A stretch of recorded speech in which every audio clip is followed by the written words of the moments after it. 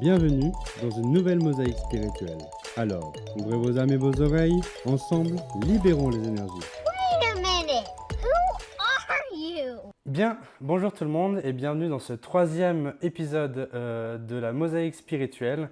Aujourd'hui et pour ce premier épisode avec un homme, je reçois Régis Bonnessé. Bonsoir et bonjour Régis. Bonsoir à toi. On va parler de jeux de société, de TCG, forcément, vu que c'est un peu ton univers pour ceux et celles qui connaissent. Il y a eu notamment un essor de TCG, je vais y arriver, en 2024. Il y a eu la montée de coolitude des jeux de société récemment aussi. Et ça tombe bien, puisque toi, tu es créateur de nombreux jeux. Notamment Dixit en 2008, Season en 2012, Diceforge en 2017, Moonster en 2002 et bien d'autres jeux de société et aussi du fameux TCG Altered. Tu es né le 15 mars 1979 Waouh. à Levallois-Perret, c'est très précis. J'ai même ton numéro de carte de sécurité sociale. Tant que c'est pas le numéro de carte bleue, ça va. Non, ça. Par contre, celui d'Altered, oui. Tu es un créateur de jeux de société. Depuis 2021, tu as lancé donc Altered avec un Kickstarter qui a quand même atteint 6 millions d'euros, ce qui n'est pas rien. Et un de tes premiers coups de maître, c'est l'association Réel. Je prononce bien? Ouais, alors même avant ça, j'avais édité mon premier jeu, j'avais 21 ans. Ok. Ouais, c'était Ok, Himalaya, top. qui à l'époque avait été sélectionné au Spiel des Jahres. Et il parlait de quoi ce jeu?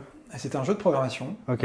où tu déplaçais tes Sherpas dans l'Himalaya et tu devais récolter des ressources et réaliser des contrats avec ça. Ok, ok, incroyable. Du coup, jeu de société ou jeu C'est un jeu de société, Ok, ouais, ouais, c'est ça. et petite anecdote, parce que ça, tu vois, c'était tout pile poil dans la vingtaine. Je sais pas si on peut déjà commencer à parler Bien de tout sûr, ça. Ouais. de toute façon, c'est une des premières étapes, donc c'est très bien. Voilà, et pour la petite anecdote, moi je veux toujours créer des choses. Quand j'étais ado, je créais des petits jeux sous Excel, des trucs comme ça. Ouais. Et je me suis mis à faire des jeux de société. Le premier durait 8 heures, un truc impubliable. En VBA, du coup, sous Excel? Enfin, Non, là c'était un vrai jeu de société. Là. ok, Pour le coup, ok. ça c'était quand j'étais jeune, le Excel, Ouais, et après, quand j'étais en fac, je me suis dit, allez, on passe à la aux vitesse choses supérieure. sérieuses, Non. bah ouais. Non, mais j'avais à l'époque, tu vois, c'était tellement niche, le jeu de société, que tu n'avais même aucune velléité d'édition et tout. Et c'est là, avec des potes, que j'ai appris l'infographie, la 3D, les choses comme ça. Et du coup, j'étais l'époque où j'apprenais aussi les sites web. Du coup, je venais de réaliser ce prototype du jeu qui est devenu Himalaya, qui s'appelait Marchand d'Empire à l'époque là. Et j'avais tous les fichiers, tout ça. Je me suis dit, c'est con parce que le jeu il existe, autant en faire profiter les gens. Donc, je l'ai mis en print and play. C'était la première fois qu'on faisait ça, tu vois. Donc, parce que là, on parle d'un temps. T'avais déjà un peu cette vibe avec le print, on en reparlera tout à l'heure. C'est ça. Et j'avais mis tous les fichiers à télécharger en disant aux gens, écoutez, faites-en ce que vous voulez. Ouais. Et tu vois, les gens téléchargeaient, ont mis des avis sur des sites, c'était TrickTrack à l'époque. Et un éditeur s'y intéressait, il a publié, tac, ça a bien marché. Tu sais combien de gens ont demandé les fichiers pour print ou pas du tout? Je sais pas, c'était peut-être 1 millier. Alors oui, ça ne paraît pas. Mais à l'époque, Internet, mais à c'était l'époque, pas. c'était fat. Eh Bien ouais, sûr, un ouais. millier de vues sur YouTube, à l'époque, c'est déjà... C'était C'est ça. déjà Donc, énorme, c'est clair. Non, c'est clair, c'est fat. En fait, c'est trop cool et on voit que tu es un passionné dans l'âme. Ouais, du coup, avec l'application Réel, l'association Réel dont je parlais, recherche à l'école pour écrire et lire. Moi, je alors, sais que... pas du tout. Ah bon je suis désolé, faut pas te. Ah merde. Non, c'est en fait c'est une asso qui a été créée à la base pour animer sur le flip de Partenay, donc festival de jeux de Partenay. Et c'est l'acronyme de Réunion estivale des énergumènes ludiques. Donc je suis désolé, ça c'est doit encore être, mieux, mais c'est très bien parce que c'est encore mieux. Voilà, C'est encore et c'est ça. Et je suis pas le fondateur, on était plusieurs à l'époque, tu vois, et j'en étais président pendant 2 ans. Ouais.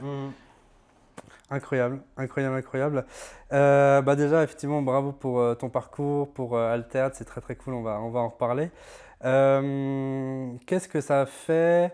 Enfin, est-ce que toi, ça te fait quelque chose de passer d'un petit jeu, dans les petits jeux dont tu parlais avec les milliers de téléchargements, à un gros TCG avec une communauté internationale, avec un Kickstarter énorme, avec des fans qui font déjà des cosplays alors que le jeu n'est pas sorti? Qu'est-ce que ça te fait de toi Alors moi, c'est un peu bizarre, mais j'ai un rapport à la création qui a toujours été ça, qui n'a jamais évolué.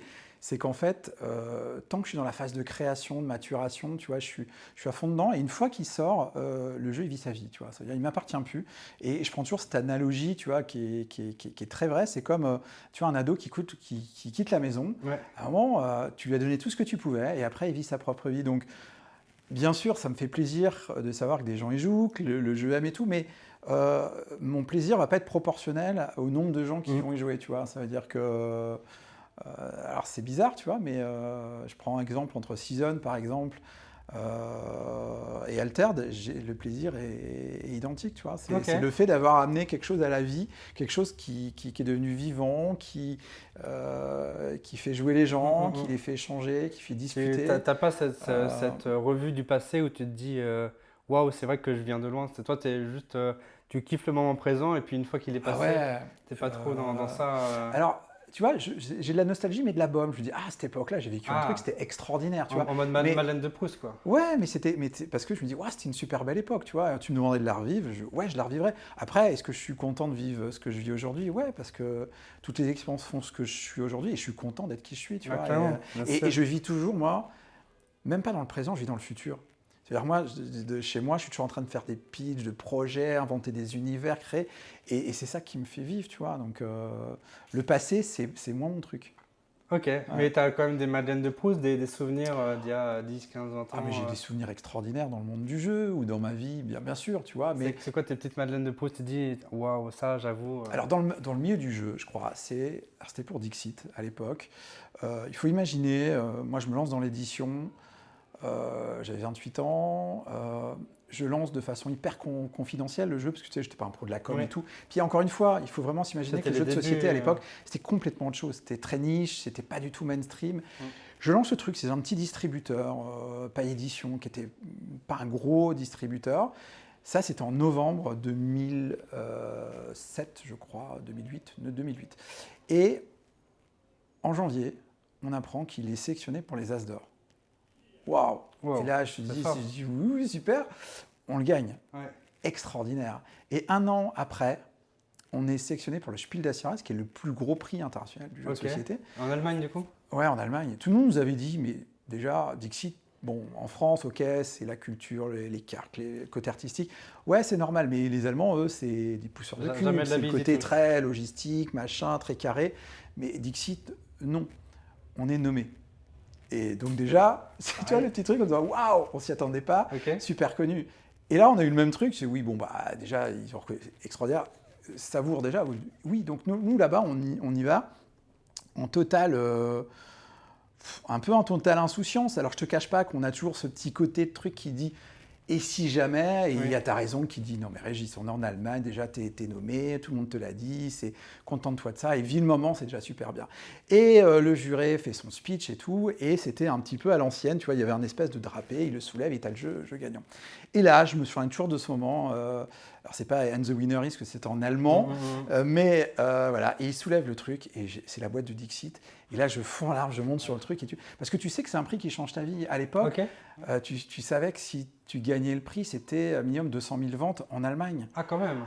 Nous, on existait depuis à peine un an, tu vois. Donc, je savais que ça changerait ma vie parce que ça me donnerait les moyens de pouvoir assumer mes créations futures. Parce que quand tu es éditeur, et c'est pareil dans le livre, c'est des milieux qui sont très compliqués, surtout à cette époque-là, tu n'as pas des volumes énormes.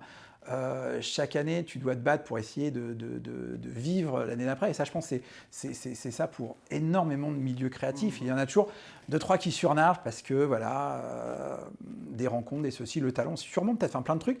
Et là, je dis, ce jour-là, ça va m'acheter quelques années de répit où je vais pouvoir me consacrer sur la création. Et ça, c'était super chouette. Donc, ouais, ça, c'est un moment qui était extraordinaire. Ok, donc où tu le vis en temps réel, tu dis, ça, c'est un moment de bascule de ma vie. Et tu le sais en temps réel et tu le vis en temps réel. Et ça, c'est top. Et du coup, il y avait tes proches, il y avait juste tes collègues ou aussi des amis? Moi, j'étais éditeur, donc il y avait aussi Jean-Louis, qui est l'auteur du jeu. Il y avait aussi Marie Cardois, l'illustratrice. Voilà, il y avait Paul aussi, qui était un de mes collaborateurs à l'époque. Voilà, on était un petit groupe. Et j'ai encore, mais d'ailleurs... que des gens que tu aimes et avec qui tu es encore en contact, du coup? Ah oui. Pas mal. Bah, merci pour cette histoire, c'était intéressant. Et en vrai, c'est une histoire que tu n'as pas trop racontée. Enfin, j'avais pas souvenir de l'avoir vue en interview. J'ai donc peut-être c'est- raconté il y a 10 ans, tu vois, donc. Ouais, bah, au tout Ça date. début, mais du coup, elle ressort en exclusivité pour la FCR Prod à la Mosaïque Spirituelle. Quelques chiffres sur le TCG. En 2019, tout ça, c'était le confinement, tout ça. On comptait 328 millions d'euros les ventes totales sur les jeux de société en France, alors que une année après, on passe déjà à 360 millions d'euros, ce qui me paraît absolument astronomique et qui est quand même un bon regain. Par exemple, pendant le Covid, le jeu phare, c'était Pandémique de Asmodee. Asmodee, on dit. Asmodée. Asmodée. Les Anglais disent Asmodee. Asmodee, très bien, très bien, très bien.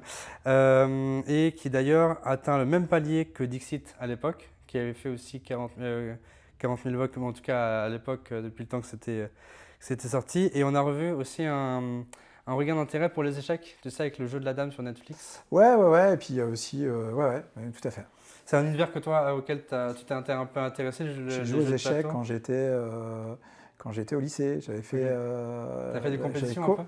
Ouais, mais j'avais cofondé le club d'échecs de mon lycée. Alors, Ok, on donc était, déjà dès le non, lycée, c'était le collège, pardon. C'était le collège, c'était pas au lycée, c'était au collège où il y avait un petit championnat interne et tout, que j'avais gagné, mais on devait être 6. Alors, tu vois, donc c'était un tout petit club. Mais non, j'ai très vite arrêté parce qu'après, je suis allé en club Ok. contre des adultes. Moi, j'avais jamais appris des ouvertures, des trucs comme ça. Je me suis pris des savates monstrueuses. Et puis, j'ai pas aimé l'état d'esprit, tu vois. Il n'y avait pas un côté bienveillant de, tu vois, l'adulte qui essaye d'épauler un peu le gamin en disant, non, tu vois, il jouait une partie, c'était pour la gagne. Tu n'avais pas un mot, il t'expliquait rien. Et je me suis dit, ouais, c'est pas ce que j'ai envie de vivre, tu vois. Et donc, j'ai arrêté les échecs. Bah, c'est un peu ce que j'ai remarqué, c'est que pour le coup, j'aime bien découvrir plein d'univers. Et j'ai l'impression que les jeux de société, les gens sont absolument adorables, sauf peut-être dans l'aspect compétition. Altered, vous avez fait pas mal de compétitions, notamment, je crois, au niveau régional et même national. Est-ce que c'est un trait un peu malsain que tu as retrouvé chez certaines personnes dans les compétiteurs, ou toute la communauté est absolument adorable? Non, moi déjà, on avait voulu créer un jeu bienveillant. Alors, c'est vrai, quand on dit, à la base, sur le pitch initial de Altered, donc je précise, c'est un jeu de cartes à collectionner. Oui, Tout le monde sait on peut-être va pas justement, on va ce que c'est qu'un TCG, mais parler, bref, ce jeu-là, on s'est dit, on veut que ce soit un jeu bienveillant. Et c'est vrai que quand tu dis, en termes de game design, parce que c'est pas une mécanique, la bienveillance, tu dis, comment tu arrives à transformer en mécanique le fait d'être bienveillant. Et en fait, à chaque pan du jeu, dans comment construire l'or, les personnages, l'inclusivité, tout ça, on a essayé de se dire, tiens, il faut penser au fait d'être bienveillant. Tu vois, c'est pas un jeu où on se tape dessus, où le but c'est de tuer l'autre, c'est une course. Donc c'est tout ça qui, mis bout à bout, on crée un jeu différent. Et je pense que les gens qui étaient sensibles à ça sont reconnus un peu plus qu'ailleurs. Ce qui fait qu'aujourd'hui, on a une communauté qui est saine. Alors, après, une communauté, c'est aussi le reflet d'une société. Donc, il y a certainement des petits débordements, des gens qui sont moins cool que d'autres. Mais globalement, moi, toutes les compétitions que j'ai faites, donc j'ai vu, parce que moi, j'ai participé à c'est des gens qui étaent ultra adorables, avec des personnalités ultra différentes.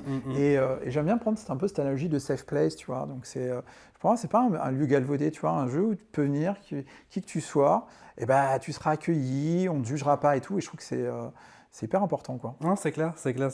Mais ouais, du coup, c'est ce que, pour revenir un peu à ce que je disais, les jeux de société, ça s'est hyper démocratisé.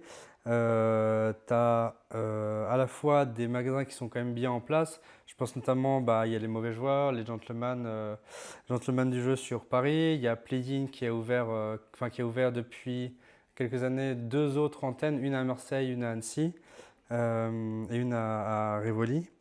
Donc c'est en expansion. Il y a même les créateurs de contenu, je ne sais pas si tu as suivi, qui se mettent un peu aux boutiques TCG. Il y a Jiraya qui a ouvert sa boutique de TCG à Montévrain dans le 77. Just Eat, je ne sais pas si ça te parle, tu n'as pas vu? Non, j'ai pas vu. Après, il y a beaucoup d'engouement, il y a beaucoup de boutiques de TCG. Après, c'est un aspect un peu plus noir, je pense, du TCG. Il faut se méfier aussi du blanchiment. Tu vois. C'est-à-dire oui. Mais non, mais l'aspect business, l'aspect. Mais parce que tu as une traçabilité qui est très compliquée dans la carte à collectionner. Une carte, combien tu l'estimes, ça permet de.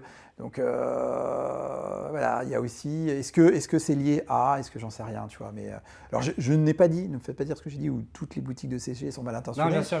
Mais je dis qu'il y en a forcément dans le lot qui ont trouvé aussi un moyen de. Bah, notamment, c'est la République, je crois, il y a pas mal de boutiques où tu as plein de cartes comme ça en magasin. Donc, autant passer par des chaînes un peu officielles qui font les choses un peu bien. Ouais, voilà. Après, voilà, chacun je fait ce qu'il veut, hein, mais voilà, faut Non, le bien savoir sûr, aussi. bien sûr, bien sûr. Il y a aussi bah, le joueur du grenier, Frédéric Molas et Sébastien Rastia qui ont ouvert l'Arcadia. C'est un bar à jeux sur le thème de pirate, enfin bar, jeu slash resto sur le thème pirate. Je voulais parler un peu de création, de comment on crée un jeu de société. Là récemment, on a vu pas mal de créateurs de contenu, enfin de gens qui ne sont pas du tout du milieu de jeux de société, créer leurs jeux. Je pense, par exemple, alors, comment j'avais le nom, Victor Saumon, voilà, qui a créé Popcorn. Donc c'est un jeu de société où tu dois investir dans des films que tu diffuses dans tes salles de cinéma. Et selon l'affluence, du coup, tu gagnes plus ou moins d'argent. Il y a Ted Etienne aussi, tu sais qu'à la base, il est acteur. Et il a lancé son jeu. Il a lancé son jeu Sifflard. Donc pareil, tu as pas mal de créateurs de contenu. Et un peu contrairement à ce qu'on pourrait penser quand on n'est pas du milieu, en fait, créer un jeu, c'est assez simple. Toi-même, tu l'as dit avec les 1000 téléchargements déjà à l'époque de l'impression. Par exemple, Trio, pour un peu l'aspect chiffre. Trio qui est un des jeux les plus vendus du marché, avec 500 000 jeux vendus quand même. C'est créé par Cocktail Games et à la base c'est une très petite entreprise basée dans les Yvelines et ils sont 8 à créer le jeu. C'est l'éditeur Cocktail Game. C'est l'éditeur, Ouais, ok. ils sont pas petits, ils ont beaucoup d'éditeurs. Alors c'est Mathieu Despnous, fondateur, que je connais depuis aussi 20 ans. L'auteur est japonais de Trio. Non, ils ont énormément de succès. Top 10, Imagine. C'est une petite structure, mais ils ont des millions et des millions d'exemplaires tout cumulés. Ils ont Bombuster aussi dernièrement, qui était aussi un Ok, gros carton. oui, j'ai vu, exact. Non, ils ont. Et là, dernièrement, chaque année, ils sortent des, donc ils font très bien leur boulot. Parce que si, par exemple, si ma tante hypnothérapeute, elle veut lancer son jeu, elle a une idée, elle a peut-être à la limite un peu de sous, à la limite quelques contacts. Comment elle fait, comment ça se passe quand tu as une idée de jeu de société? En fait, aujourd'hui, je dis souvent, éditer un jeu de société, c'est simple parce qu'en plus, ça coûte pas cher. Tu veux ouvrir n'importe quel commerce, tu es obligé de payer ton patent, Oui. ton truc, tu en as déjà pour une Coca-Cola. Là, tu peux aujourd'hui, si c'est un jeu de cartes simple, tu vois, dans une petite boîte cloche ou même un étui carton, tu peux avoir ton jeu pour 10 000 balles, tu vois, même moins. Ah, quand même. Ok. Bon, après, il faut que tu trouves un distributeur, tout Oui, ça, bien mais sûr, bien sûr. le ticket d'entrée est pas cher. Après, il faut que le jeu soit bon, se fasse connaître et tout. Et ça, c'est la grosse différence que je vois entre maintenant et les temps préhistoriques que j'ai connus quand j'avais 20 ans, tu vois. C'est que on n'était que des passionnés. Parce que franchement, il y avait zéro thune à faire. Il y avait quelques jeux qui sortaient à l'année. Quand on vendait quelques milliers, c'était un hit déjà sur le territoire.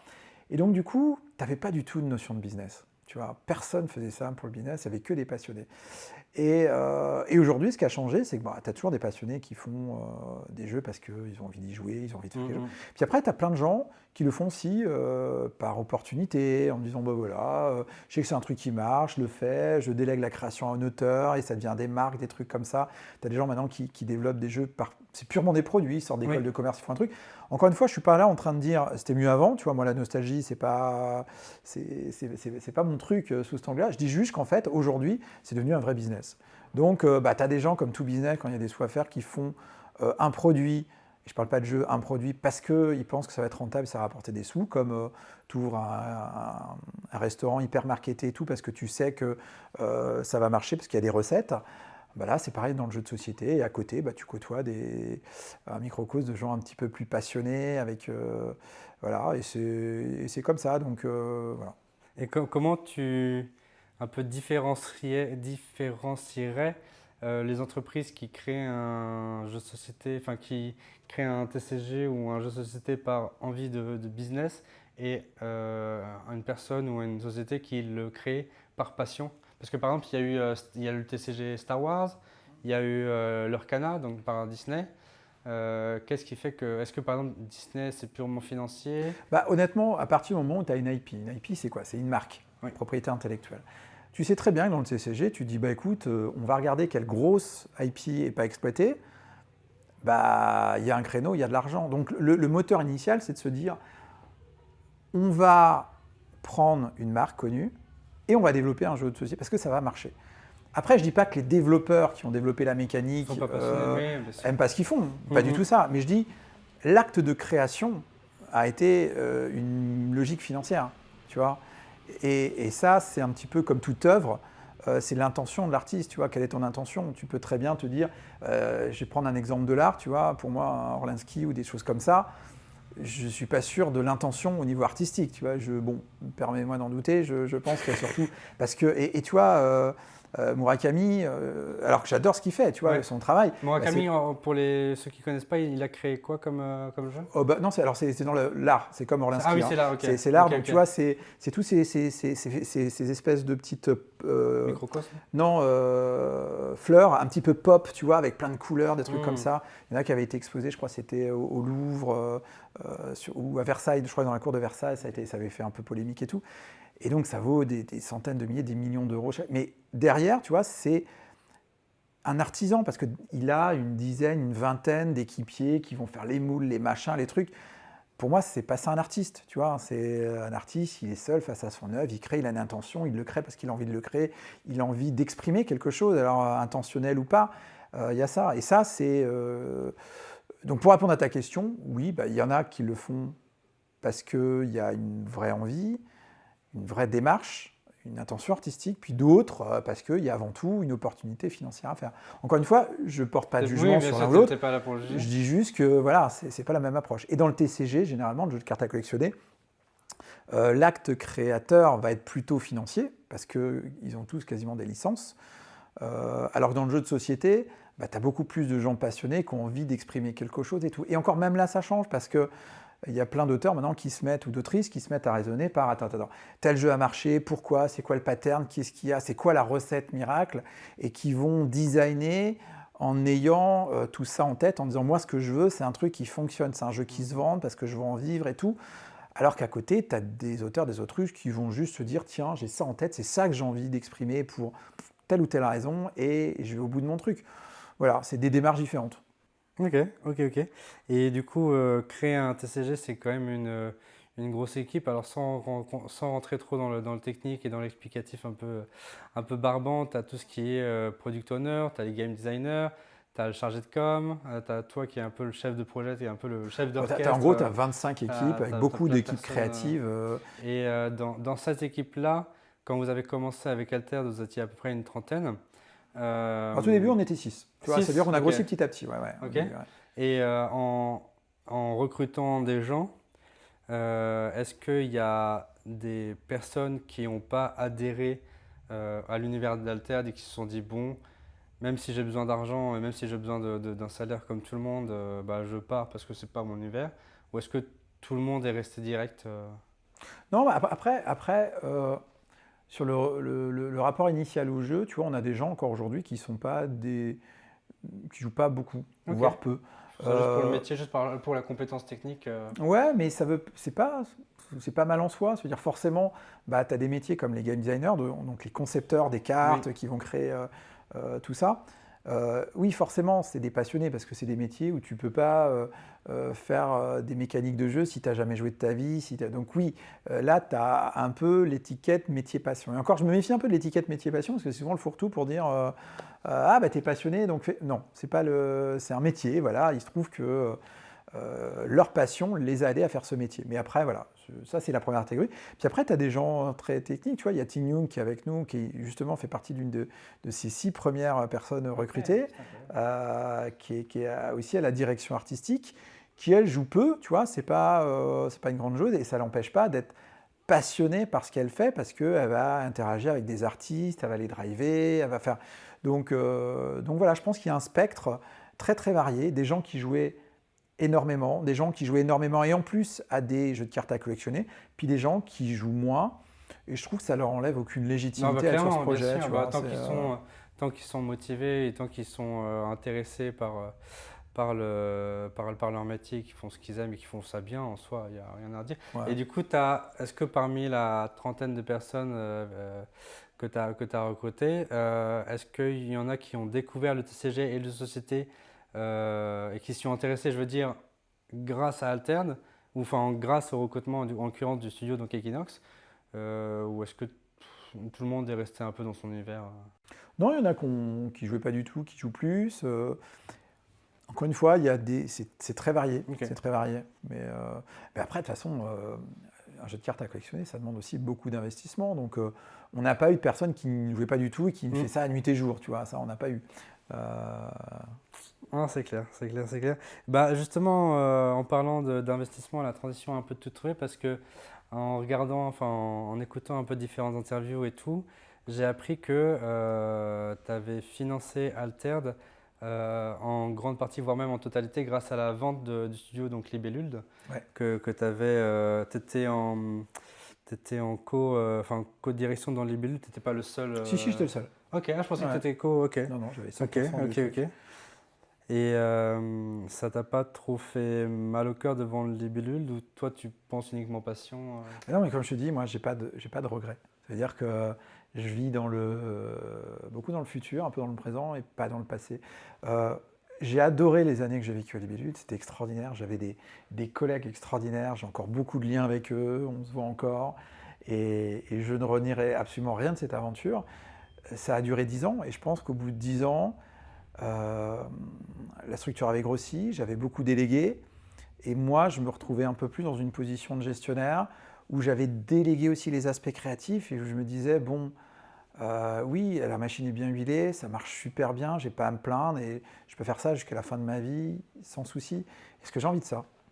Non, je pense que j'avais envie d'autres choses, d'autres sensations, j'avais envie de prendre un peu d'autres risques, vivre des choses différentes. On dit souvent qu'on n'a qu'une vie, mais voilà, je voulais pas passer à côté, tu vois. Donc, voilà, je voulais vivre d'autres expériences. Et à l'époque où j'ai pris la décision, je savais pas ce que je ferais. Je savais pas que je ferais du TCG. Ah donc quand tu as vendu Non. libellule, tu savais pas où tu allais? Non, mais alors ça, je l'avais déjà raconté, je crois, une fois, mais c'est très bizarre. Je vends la boîte, puis pile Covid. Moi, j'avais prévu d'aller au Japon. Tu vois, j'y suis déjà allé 3 fois. Je me suis dit, allez, là, j'y vais. C'est bon. J'y passe 3-4 mois. 3-4 mois, je l'ai bien mérité. Je vais chill là-bas. Je vais créer des trucs et tout. Puis quand on verra. Et en fait, non, j'ai pas pu. D'ailleurs, interdit. Ouais, du coup, quitter le territoire, ça, comme tout le monde. Donc, j'étais chez moi. J'avais mes feuilles blanches, donc mes écrans blancs plutôt. Ouais. Et j'ai noté plein de pitchs, plein de trucs et tout. Et ça a été celui-là que j'ai poussé plus. Je suis allé le présenter à Asmodée, qui était mon partenaire historique. J'aurais dit, bah écoutez, je me suis dit dans ma tête, si j'arrive à les convaincre que c'est un bon truc, c'est comme des pros, quoi. Donc, bah, ça vaut le coup d'aller plus loin. Et du coup, j'ai même pas pris de pause. Je suis allé comme un débile. Et voilà. Mais sinon, c'était pas prévu. Sur un côté, non, mais c'est marrant comme ça, C'est ça. les aléas un peu de la vie, la vie fait, enfin le hasard fait bien les choses. Et tu as mis combien de temps en fait à recruter des gens une fois que tu as eu l'idée? Il y a eu combien de temps Alors, c'est 2020, donc là, 6 mois à peu près de proof of concept. C'est-à-dire, en gros, lever les freins, parce qu'il y avait des défis techniques, des machins et tout. Et c'était une demande d'Asmodée en disant, après, on voudra bien te suivre, mais il faut être sûr que les défis soient réalisables. On lève les freins, et puis 6 mois après, on commence à faire cette petite core team de 6. Ok. Et puis après, on a étoffé au fur et à mesure des Donc, besoins. quand vous avez lancé Altered et le studio Equinox, il y a eu un business plan ou est-ce que il y a eu un business plan établi, j'imagine? Oui, bien sûr. Et vous avez pris du retard par rapport à ce business plan ou... De toute façon, un business plan, il ne vaut que si tu le dates au day-to-day. Ça veut dire qu'au début, c'est ta vision la plus sincère possible. Je dis sincère parce qu'en fait, un business plan, il ne faut jamais le faire pour convaincre des partenaires ou pour convaincre une banque, par exemple, de te suivre. Je dis ça pour ceux qui veulent créer un petit peu leur business. Il faut le faire avant tout pour toi. Oui. Pourquoi? Parce que ça va être un super outil de pilotage et ça te permet de réfléchir, de te projeter dans l'avenir de ce que peut être ton projet en anticipant les risques, en anticipant ce qui peut marcher, tout ça, et en mettant des choses réalistes. Et si en mettant des choses réalistes, des choses auxquelles sincèrement tu crois, ou en questionnant les gens, ils te renvoient aussi un truc, oui, ça a l'air plausible, si ce truc, ça a l'air de marcher, faut peut-être y aller. Si tu as des warnings, ça marche pas, faut pas commencer à changer les chiffres. Ouais, mais il y a 3 fois plus de gens qui vont l'acheter. Non, si tu penses qu'il y en a 100 personnes qui vont l'acheter, ne mets pas 300, parce que demain, c'est toi qui vas le payer. Donc oui, on l'a updaté. Oui, c'était un projet qui était innovant sur plein de trucs, donc on n'a pas pu avoir juste sur les délais, les machins et tout, mais c'est la vie. C'est clair, c'est clair, c'est clair. On a beaucoup parlé d'Alterd, comme si tous les auditeurs, auditrices et les spectateurs de YouTube connaissaient. Mais est-ce que pendant que je sors les mythiques cartes, tu peux nous parler un peu de l'univers, les factions, les héros Ouais, globalement, donc c'est un jeu de cartes à collectionner. Donc pour prendre les grands principes, il y a un pool, on va dire, allez, je sais pas, 300, 400, 500 cartes, et on va devoir en sélectionner un certain nombre pour construire ce qu'on appelle un deck, votre jeu, et vous allez affronter un adversaire qui aura lui aussi fait cette étape-là, ce qui fait qu'on va logiquement avoir des cartes différentes et tout, voilà. Et ça, c'est un des premiers plaisirs du jeu de cartes à collectionner, c'est de construire son deck. Le but, ça va être une course. Ça va être de relier ton héros à ton compagnon. Donc il y a un peu un chemin qui est au milieu du plateau. On va faire avancer petit à petit le héros, le compagnon et tout. Et quand ils se réuniront, ça symbolisera le fait que tu as exploré l'entièreté d'une zone et donc tu remportes la partie. Donc là, je reviens au côté bienveillant. Ouais. Je te tape et tout. Parfois, le héros... son héros et le héros adverse avancent en même temps, et c'est pas grave, tu vois, on se partage le gâteau, il n'y a pas de souci. Et le lore, qu'est-ce que c'est? C'est en fait, à un moment donné, l'idée initiale, c'est de se dire qu'est-ce qui se passerait si le monde des rêves fusionnait avec la réalité, et il se déversait chez nous. Ça veut dire à la fois des personnages issus de la pop culture, de notre imaginaire aussi, s'incarnaient vraiment dans un monde. À quoi ils ressembleraient, comment ils seraient habillés, comment ils interagiraient. Et voilà. Et on les a réunis dans 6 factions avec des principes et des valeurs un peu différentes, mais toujours plutôt bienveillantes, mais c'est des différentes visions du monde pour faire en sorte qu'un petit peu tous les types de joueurs et de joueuses puissent s'y retrouver. Ouais, c'est clair. Très vulgarisé. Voilà. Donc tu peux te retrouver avec des personnages historiques, mais pas dans leur jus. Tu vois, si demain on a eu Jeanne d'Arc, le but c'est de voir comment Jeanne d'Arc s'incarnerait dans Oui. un monde vivant, tu vois, et pas juste la caricature d'elle-même. Et plus ça va, plus notre DA évolue, ouais. et ça donne un truc un peu chouette et qui n'est pas du tout kitsch. Non, c'est clair, non, c'est assez bien intégré. Je pense notamment, ce que j'ai trouvé assez symbolique dans cette bienveillance et dans cet univers assez différent, dans cette approche assez différente d'Alterd, c'est que rien que le trailer au lancement donc, du Kickstarter, en fait, t'as aucune carte qui apparaît sur le trailer, c'est juste 6 jeunes, donc un par faction, qui sont dans leur univers. Donc tu as l'ingénieur, tu as le mécano, tu as chacun un peu son univers. Et en fait, il y a l'appel, donc Open the Gate, et tu les vois transvaser dans l'univers d'Alterd. Et c'est en ça que... Déjà, ils se réunissent pour jouer, donc devant leur boutique de jeux, tu vois, et après ils basculent dans l'univers. Mais voilà, c'est un jeu qu'on veut, qui rassemble, quoi. Et ce trailer d'ailleurs, c'est toi qui l'as imaginé ou Non, on a bossé avec des créas, on a brainstormé avec eux, on est allé le tourner en Europe de l'Est. Ouais. Voilà. Et ouais, c'était une expérience qui était sympa parce que j'avais jamais assisté à un tournage, donc là ça a duré pendant 2 jours, donc autant dire que c'est... Alors, le trailer est court, mais 2 jours c'est quand même... c'est intense. C'est quand même intense. Et là tu vois toutes les équipes techniques, il y avait quand même des moyens et tout, c'était super chouette à vivre de l'extérieur. Tu vois. Ouais, c'est clair. Ouais, non, franchement, ça... déjà à l'époque j'avais pas mal kiffé, donc il y a 6 factions et chaque faction a un peu son univers, donc tu as les Axiom qui sont ingénieurs, tu as les Ordis qui sont un peu plus bureaucrates, Bravos qui sont un peu plus l'aspect musclé, l'aspect force brute. Les aventuriers, J'ai été du coup playtester pour le jeu pendant je crois 2 ans et j'ai ramené pour un peu les souvenirs les premières cartes. Alors désolé pour ceux qui écoutent en audio, mais sur YouTube du coup là vous allez voir les premières cartes règles. Qui ne sont pas du tout les mêmes. Non. C'est assez marrant. J'ai un peu de Bravos aussi. J'ai un peu de Bravos, les premières cartes Bravos. Là, on a la danseuse de l'âme. C'est pour dire à quel point Alors, je crois que j'ai pas leur équivalent, mais si on va chercher par exemple une videuse Bravos, il y a une vraie évolution entre les premières versions qui datent. Je crois qu'il y a la date dessus. Normalement, ouais. Je crois que ça doit être du 2022, non, ou peut-être même encore plus jeune. Le gameplay a beaucoup évolué. Même le fait tout a évolué et du coup vous êtes entouré de playtesters. Ça c'est une phase qu'on connaît peut-être un peu moins quand on n'est pas du domaine. Non, je sais, c'est pareil, tu vois, on réunit des gens qui sont sensibles un petit peu aux jeux de société ou aux jeux de cartes et qui viennent un petit peu jouer. Donc on essaye toujours de les accueillir dans un cadre sympa, avec un peu à Toujours bonne grignoter, ambiance, à bah boire oui. tout ça, bonne ambiance. Et puis ils viennent un peu nous donner leur avis. Est-ce que c'est équilibré, est-ce que c'est bien, tout ça. Et, c'est des chouettes moments, quoi. Ah, c'est d'échange. clair. Puis ce qui est cool en fait, c'est que tous les avis sont écoutés, c'est-à-dire que parmi les playtesters et playtesteuses, en tout cas à l'époque, il y avait un peu tous les niveaux, tous les univers, et peu importe ton expérience passée, que tu aies testé du Magic, que tu viennes plutôt des jeux de société, tout le monde était assez à l'écoute. Hein. Il y a aussi les terrains. Ça, pareil, les terrains, ils ont énormément évolué. Oui, avec la course. C'est assez, pareil, en termes de design, c'est assez marrant comment en fait tout a évolué, que ce soit le terrain et les cartes. Mais ouais, c'est ça que j'ai bien aimé moi. Hop. C'est ça que j'ai bien aimé en fait dans mon expérience playtest, c'est que tout le monde est écouté, les game designers sont toujours à l'écoute, ils sont toujours dans cet aspect effectivement bienveillant. Donc c'est pas que de la façade, c'est ça que je veux dire. L'aspect bienveillant, c'est pas que de la façade, c'est aussi Il faut aussi en l'incarner, interne, parce que sinon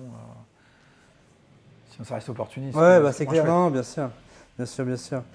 Ouais, du coup, tu as pu travailler avec différentes personnes, notamment Guillaume Blossier sur Himalaya 5 et 6 en 2006, et Jean-Louis Roubira donc pour Dixit 1, Dixit 2.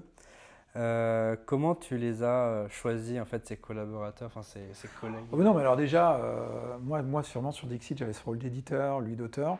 Jean-Louis, on s'est rencontrés sur le Festival des Jeux de Partenay, où j'ai vécu toute ma scolarité, donc plus ancien festival de Jeux de France. Moi, à l'époque, j'avais un petit stand, donc j'avais 20 ans à l'époque, hein, où je présentais Colony, c'était mon jeu, mon Monster Game qui durait 8 heures, là, donc j'avais pris un petit stand, et puis voilà, je te jure, d'ailleurs, on s'éclatait à ce jeu-là. Et lui avait aussi un autre stand à côté. C'était pour un prototype aussi qui s'appelait Jericho. C'est un jeu de stratégie abstraite. On était un peu voisins de stand. Puis voilà, on a sympathisé, on est devenus amis. On s'est vu sur Poitiers, on a créé des choses ensemble et tout. Mais on est avant tout devenus amis. Et un jour, il me présente un petit peu ce qui était l'embryon de Dixit, qui s'appelait Imago à l'époque. Et moi j'y joue, je dis waouh, c'est extraordinaire. Mais j'avais aucune velléité de l'éditer, de devenir éditeur. Je lui ai dit, écoute, moi j'ai des contacts dans le monde de l'édition, parce que j'étais déjà auteur, j'avais déjà été publié, puis au fil des salons, tu te crées des contacts. Et je lui ai dit, écoute, je vais te présenter des gens. On monte à Paris, il y a un gros salon du jeu et tout, on présente, tout ça. Je la fais courte à la fin, les gens nous disent oui mais non, en fait, on n'y croit pas, ceci, cela, peu importe les raisons, bref, c'est non. Et même parfois on a attendu 3 semaines avec l'intime espoir que et non. Et c'est là que je dis à Jean-Louis, écoute, on va l'éditer quoi ce jeu, il n'y a pas de raison, tu vois. Et puis Jean-Louis c'est le pur créatif, lui c'est tout ce qui est administratif, les trucs ça ne t'intéresse pas, donc moi j'ai pris ce rôle-là, tu vois. Parce que tu avais déjà ton expérience personnelle sur l'administratif et sur les paperasses. Même pas, parce que moi j'étais étudiant, j'avais monté de boîte, moi j'étais Ok. juste auteur, donc tu vois, je suis pur créatif, je faisais de l'infographie et tout, mais voilà. Donc du coup, je me suis retrouvé à me dire, voilà, il faut que je trouve un illustrateur, une illustratrice, que je contacte des fabricants, que je fasse un business plan, j'y connaissais rien en compta. J'ai fait tout le packaging de Dixit, voilà, travail de typo, le packaging, enfin voilà, j'ai tout fait un petit peu tout seul, un peu le temps, mis 2 ans, parce qu'il y avait 24 illustrations à faire. Les briefs, on les a fait avec Jean-Louis, il y en a qu'on faisait à 2, d'autres que je faisais tout seul, parfois c'est Marie, illustratrice, qui nous proposait des choses. Et puis, bon an, mal an, au bout de 2 ans, recherche de financement aussi, c'est important, parce que moi, j'avais pas un rond. Ouais. Donc voilà, j'ai fait le défi jeune, j'ai fait toutes les bourses que je pouvais pour grappiller un peu de sous et pouvoir financer le projet.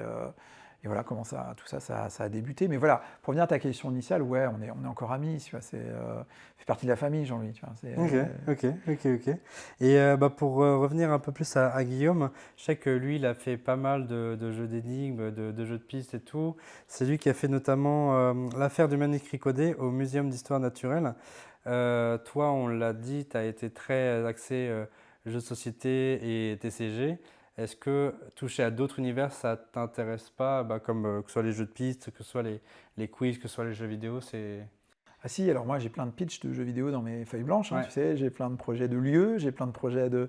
Moi, encore une fois, je suis pas je suis un curieux de tout, un passionné de rien, donc moi j'aime créer, mais sous toutes ses formes. Alors, seule chose que je peux pas créer, c'est des tableaux, parce que je suis vraiment une buse. Donc là, je pense qu'il y a vraiment rien à faire. Alors, certains me diront, mais à force de T'as essayé travail... de dessiner Mais j'adore gribouiller parce que je suis un hyperactif, tu vois, mais ça me déstresse. Mais par contre, au niveau artistique, j'ai pas... Non, c'est pas mon truc. C'est pas ma façon de m'exprimer. Mais voilà, c'est pas grave. Une petite frustration quand même, parfois. mais voilà, c'est pas très grave.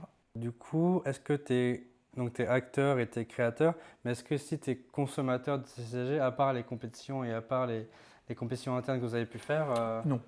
non, J'ai joué, alors j'étais compétiteur quand j'avais, à partir de 18 ans, que je suis entré à la fac pendant, je crois que ça m'a bien duré 3 ans.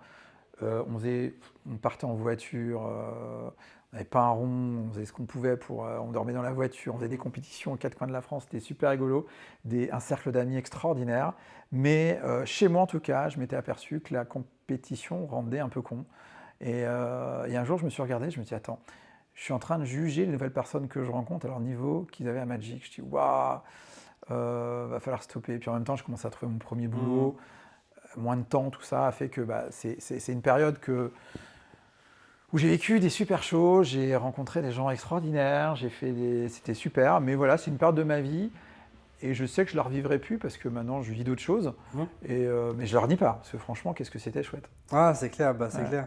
Et moi, il y a une question que je me pose sur tous les gens passionnés, que ce soit les jeux de société ou que ce soit n'importe quel autre univers. Est-ce qu'il y a un moment donné où on n'en a pas marre en fait, des jeux de société? Par exemple, moi je sais que moi-même je suis photographe, j'ai des amis qui sont photographes. Et autant faire des photos pour mon univers, donc événementiel et portrait, j'adore ça. Mais quand on me demande de faire des photos en événement de famille, je suis en mode oh, une petite pause de photo s'il vous plaît. Est-ce qu'on n'a pas ça est-ce que en tant que spécialiste et créateur? Je te reviendrai, je te ramène à ce que je te disais encore avant.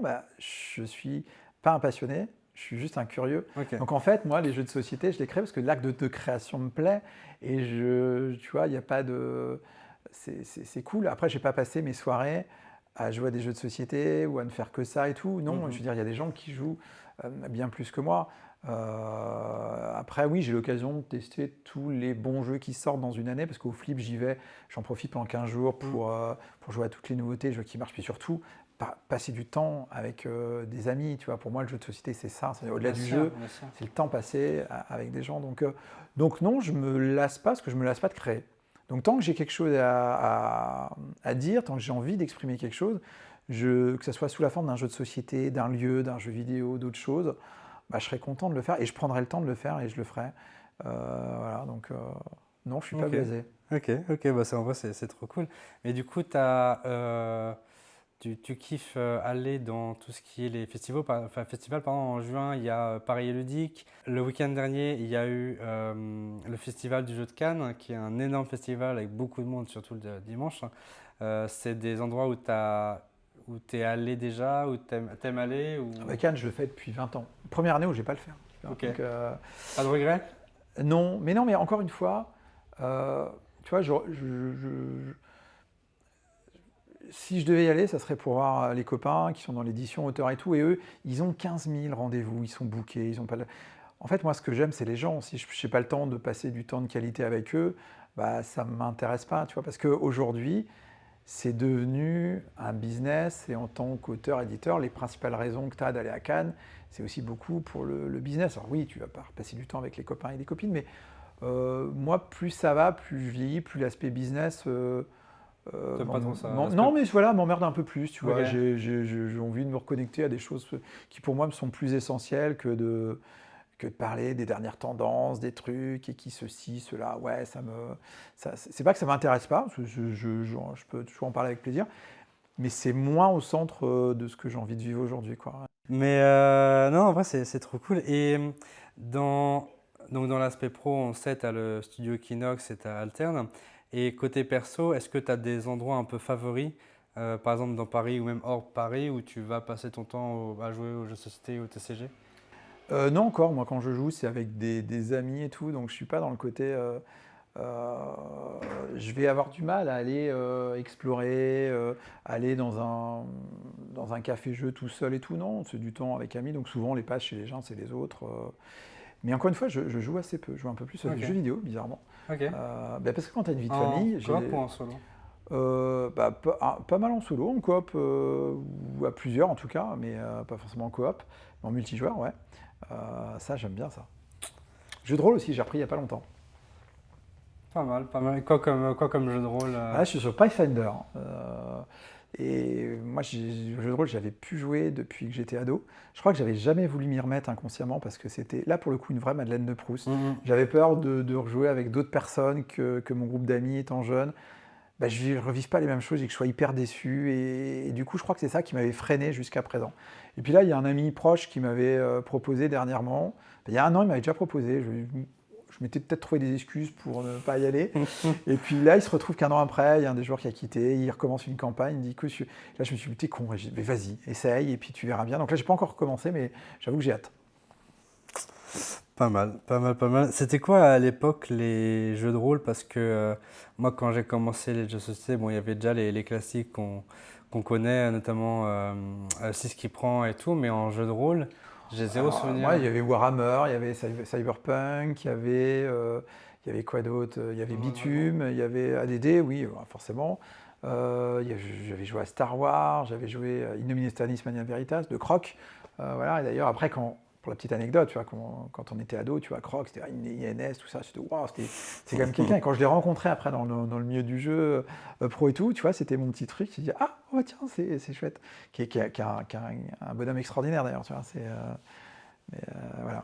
Pareil, le monde du jeu de rôle, ça s'est pas mal développé. Maintenant, tu as même des petits vidéoprojecteurs qui te permettent de projeter une map, tu as des constructions, tu as des dés, comment on appelle ça, des dés visibles phosphorescents. Là, je vais y jouer en ligne, tu vois, notre campagne.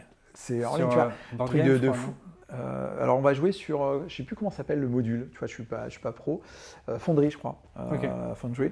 Et voilà, je vais jouer derrière chez soi, tu vois. Donc, je ne sais pas ce que ça donne aussi, parce que c'est une expérience nouvelle pour moi, mais pourquoi, allez, tentons. C'est clair, et puis pareil, en termes de technologie, on a la chance d'avoir, heureusement ou malheureusement, les IA, mais il y a aussi, par exemple, Tabletop Simulator, sur lequel vous aviez sorti un peu en soum je crois, des cartes alternes pour jouer sur Tabletop. Pour jouer sur, moi, j'aime bien la dimension physique, hein. C'est vrai que c'est un côté sympa, mais... du coup, c'est le fait que tu aimes la dimension physique et c'est toi qui as proposé le prix on demand sur Altered. Ouais, parce que ça se pratiquait déjà, tu vois, on n'a pas inventé là pour Altered, mais oui, c'est quand même plus sympa. C'est quand même plus sympa, même si sur BGA c'est sympa aussi, tu vois. J'aime bien les deux, mais en fait, si c'est jouer pour jouer, je pense que le côté online a un côté très pratique parce que tu vas plus vite à l'installation, tu joues plus vite, tu as moins de temps mort, donc c'est super. Si l'objectif c'est de passer du temps de qualité avec des amis, là je préfère jouer autour de la table parce que mes amis, je préfère tu vois, prendre le temps de discuter, de les observer, de voir leurs réactions, passer du temps de qualité avec eux. Et forcément en ligne, c'est moins présent, quoi, tu vois. Mais ça dépend de ce que tu veux faire en fait. Ouais, je vois. Mais pour revenir un peu justement on va dire aux technologies, aux innovations d'Alter, c'est vrai qu'on n'en a pas trop parlé, donc on va y revenir. Donc il y a, comme je disais, le prix on demand, tu as aussi la marketplace. Du coup, ma question c'était qu'est-ce qui fait que, contrairement à beaucoup d'autres jeux de cartes actionnés comme Magic, comme Flash and Blood, vous avez préféré passer par votre propre marketplace plutôt que de passer par des marketplaces comme un grand magasin? Bon, par contre, moi, quand je me suis pitché Alterne, j'ai vu tout un écosystème. Je me suis pas dit, tiens, il y a une marketplace. Je me dis, on va voir des QR codes uniques, des QR codes uniques sur chaque carte. Donc, quand quelqu'un va acquérir une carte physique, il aura aussi son pendant digital. Ça va lui permettre pour la première fois de jouer aussi en ligne avec ses cartes en physique. Donc, tu vois, tu avais ce côté passerelle, ce qui n'avait jamais été fait.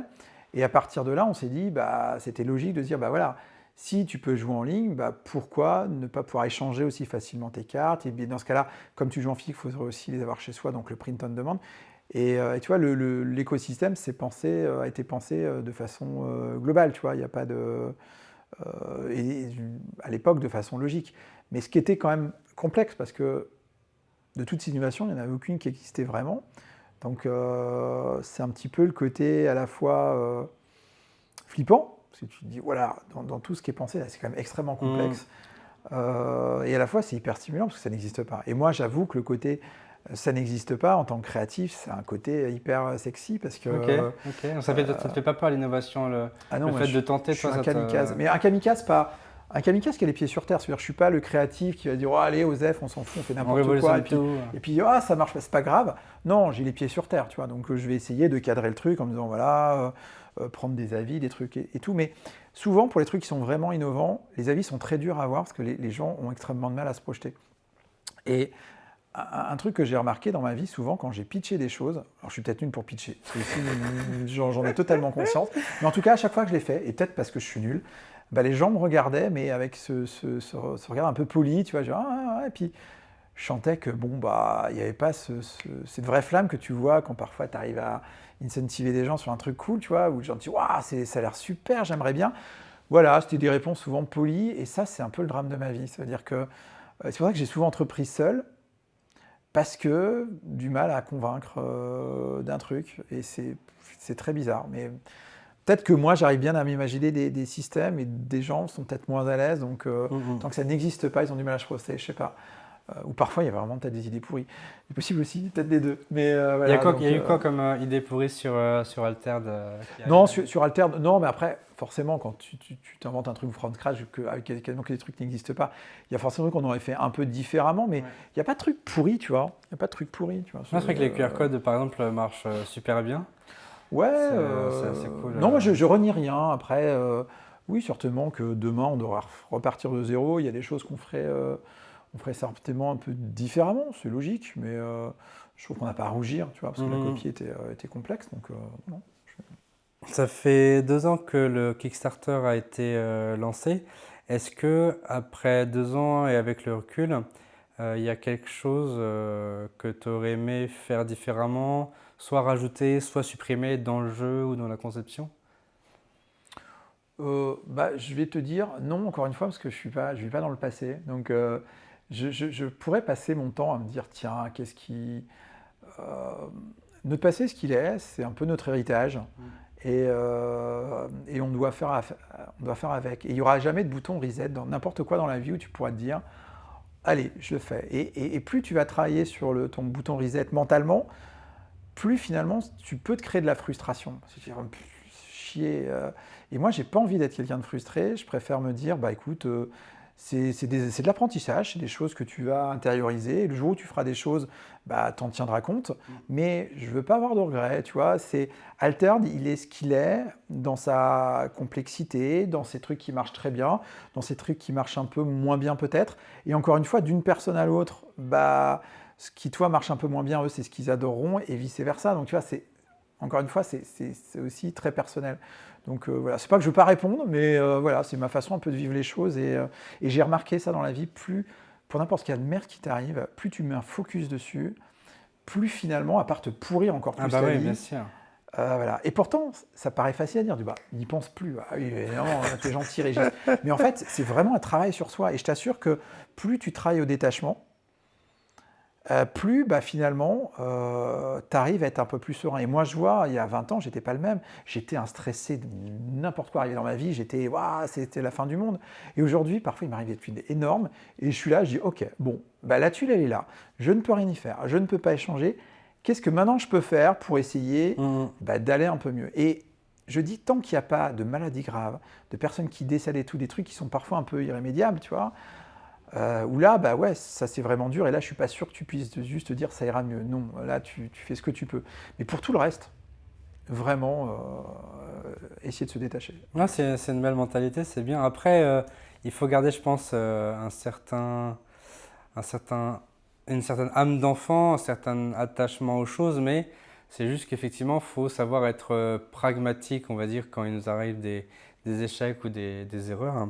On a parlé très management, très business, on serait cru dans un cours de formation personnelle, mais pour parler un peu plus, on va dire, aux vrais geeks, aux aux fans d'Alterd et de TCG. Est-ce que tu peux nous parler un peu plus de ce renouveau d'Alterd? J'avoue que moi, j'ai pas trop suivi, j'ai un peu pris de l'éloignement, mais il y a eu un renouveau dans le jeu Alter. Est-ce que tu peux nous en parler un peu? Déjà, par le modèle de distribution, on est revenu à du financement participatif, donc via GameFund, donc des campagnes tous les 4 mois. Mais dans le but de créer aussi des momentum, tu vois, de partager pendant un moment des choses avec notre communauté, de pouvoir prendre leur avis, de pouvoir voilà, avoir ce moment privilégié avec eux. Donc voilà, ça a une incidence directe. Puis c'est une décision qu'on a prise aussi parce que le marché des TCG est hyper concurrentiel. Tu vois. Aujourd'hui, il est sorti Riftbound, il y a Cyberpunk, il y a limite un nouveau TCG qui est annoncé tous les mois. Donc voilà, nous on a voulu aussi se différencier, faire différemment. Et on essaye maintenant à chaque set aussi de proposer des choses qui vont dans le sens que les gens veulent. Tu vois, là, on a introduit les boosters collector aussi comme grosse nouveauté, avec des choses beaucoup plus exclusives et tout. On revoit, et petit à petit, on revoit la copie. Il y a des nouveaux héros. On a remis des starter decks. Alors bien sûr, on a le temps de l'édition, ce qui fait qu'entre le moment où tu entends une idée, le moment où tu la matures, le moment où tu peux la mettre en place, parfois il se passe des mois et des mois parce que ça se fait pas comme ça. Tu vois, les cartes, il faut les designer, il faut les envoyer à l'imprimeur, il faut les envoyer chez les gens. Enfin, ça prend un temps long. Mais on essaye de faire ça. Et puis voilà, c'est un côté très, très cool. En tout cas, je suis en tout cas hyper fier de ce que font les équipes. Parce que même, tu vois, je parlais de DA qui a beaucoup évolué. Mais quand je vois la qualité des sets... Mais alors, c'est pas que de la technique, c'est aussi en termes d'émotion, de ce qui se ressent, d'ADN. Tu vois, aujourd'hui, je trouve que dans la DA qui sort, on a un univers qui est beaucoup plus identifié, personnel, que peut-être le premier set où on cherchait encore un petit peu en disant bon, on est dans de la fantasy, mais on ne sait pas trop où on est, donc il y avait des grands écarts. Aujourd'hui, on sait qu'on est dans Alter et ce que c'est que cet univers. Donc voilà, ça a changé. Là, on a une campagne qui va bientôt avoir des début mars, et puis on verra bien, tu vois. Et encore une fois, moi, j'ai pas de peur vis-à-vis de ça. C'est-à-dire que des projets, ils naissent, parfois ils meurent, et ça dépend aussi de... Je te parlais de l'enfant qui a grandi, tu vois, et qui à un moment vit sa propre vie. Il est devenu plus pragmatique. Ouais, je le prends plus après de façon personnelle. Je me dis, tant qu'on fait quelque chose qui fait écho dans la vie des gens, tant mieux, on doit continuer, on mérite de continuer, puis c'est cool pour les gens qui prennent du plaisir, qui ont des temps d'échange grâce à ça, c'est super chaud. Et si un jour, tu vois, ça devrait plus être le cas, je serais très triste pour les gens qui continuaient à être fans et qui se disent merde, c'est tout, parce que ça me fera chier pour eux, ça me fera de la peine, tu vois. Mais je me dirais quelque part, nous, on a fait ce qu'on devait faire, c'est-à-dire on a fait vivre cet univers. Si à un moment, pour des raisons X ou Y, il n'y a plus assez de gens, c'est la vie, quoi. Donc en termes de pérennité du projet, toi tu es plus en mode le jour où ça s'arrête, j'ai pas d'objectif. Tu as marqué l'histoire entre guillemets, dans ton périmètre, mais tu as créé et c'est le principal et ça a bien marché en plus. Ouais, encore une fois, tu vois, j'ai marqué l'histoire. Je pense que c'est vrai il y a souvent ce rapport où la création est associée à laisser une trace, tu vois, mais ça, c'est très vrai dans des temps très courts. Tu vois, par exemple, tu vas te dire, tiens, sur ces 5 dernières années, toi qui adores le ciné, tiens, cite-moi 20 acteurs et 20 actrices connus. Tu vas me le sortir sur ok. Maintenant, je te dis, on fait la même avec des acteurs et actrices dans les années 50. Ok. Tu peux me faire la même chose dans les années 30. Déjà, quand tu remontes dans les années 30, déjà, tu vas peut-être te poser la question, alors sauf si tu es hyper cinéphile, mais la plupart des gens, déjà, ils vont s'arrêter là en disant, je sais pas, Chaplin, voilà, ok, on va peut-être s'arrêter à lui. Et si tu fais ça à travers l'histoire, c'est encore plus vrai. Tu vois, des personnages iconiques, célèbres de ces 100 dernières années, tu en as, puis si tu remontes à 5000 ans, on va te sortir quoi Néfertiti, des trucs de 3 points. Il n'y a plus personne. Donc en fait, la postérité à travers l'œuvre, en fait, c'est du non-sens. Ça flatte juste l'ego. Mais donc moi, je ne suis pas du tout attaché à ça. Tu vois, je crée parce que je pense que c'est déjà un côté un peu égoïste, c'est un besoin en moi. Tu vois.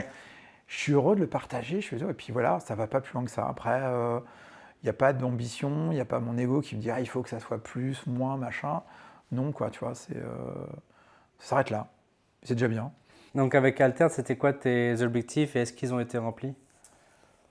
Bah, c'était de se dire, est-ce que cette proposition créative va faire écho dans des gens où ils vont se dire, écoute, non, ça ne nous intéresse pas.